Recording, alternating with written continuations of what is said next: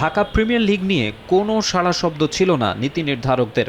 অনেক খেলোয়াড়ের জীবন জীবিকা নির্ভর করে যে আসরের ওপর। ক্রিকেট বোর্ড ও ক্লাবগুলোর দ্বন্দ্বে সেই ডিপিএল নিয়ে রাজ্যের অনিশ্চয়তা। যে কোনো মূল্যে আসর শুরুর আকুতি প্লেয়ারদের কণ্ঠে। অবশেষে সেই আকুতি কিছুটা কানে তুলেছে বিসিবি। নীরবতা ভেঙেছে লিগ নিয়ে। আগামী ৮ এপ্রিল ক্লাব ও স্টেক হোল্ডারদের সঙ্গে বসে সূচিসহ যাবতীয় বিষয়ে সিদ্ধান্ত নেওয়া হবে বলে এক বিজ্ঞপ্তিতে জানিয়েছে দেশের ক্রিকেটের নিয়ন্ত্রক সংস্থা।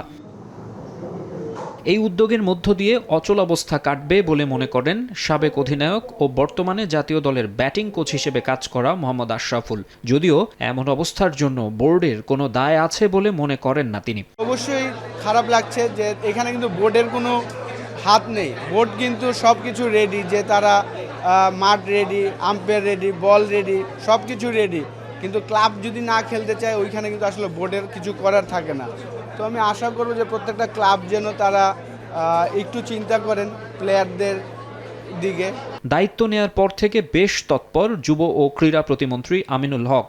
ঢাকা লিগের বিষয়েও তার মধ্যস্থতা আশা করছেন আশরাফুল। সব স্পোর্ট যদি চালু রাখতে হয় আপনাকে কিন্তু ডিফারেন্ট রোল মডেল চিন্তা করতে হবে। জাস্ট আপনি ওই সময়টা খেলবেন এবং খেলার জন্য আয়োজন করবেন। ক্লাব কিন্তু এতটা অ্যাফোর্ড করাটা তাদের জন্য ডিফিকাল্ট।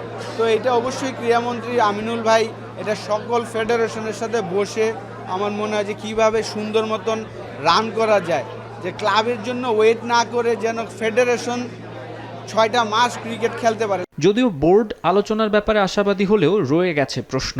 এর আগে নানাবিধ আলোচনার পরও প্রথম ও দ্বিতীয় বিভাগ লিগ করতে হয়েছে গোজামিল দিয়ে। এবার প্রিমিয়ার লিগ নিয়ে আলোচনা আদৌ ফলপ্রসূ হবে? বর্তমান বোর্ডের বৈধতা নিয়েই যে প্রশ্ন রয়েছে ক্লাবগুলোর বড় একটা অংশের। মাকসুম আলম খান, সময় সংবাদ, ঢাকা।